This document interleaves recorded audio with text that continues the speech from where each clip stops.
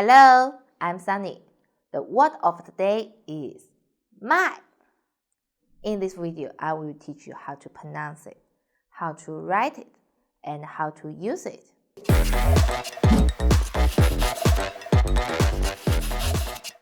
First, let's read together.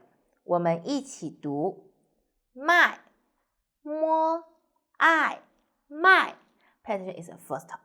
摸爱卖 Very good. Now let's write it.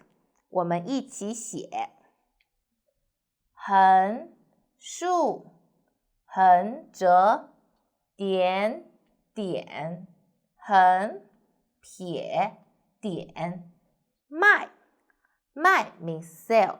We can sell anything. For example, we sell fruits. 卖水果 We sell books. 卖书 We sell drinks. 卖饮料 So, last video we learned buy means 买 Today we learn sell is 卖 So, can you tell me what's the meaning of 买卖 Comment below. 在下方评论区告诉我买卖是什么意思 Okay, let's all see you next time. Bye bye!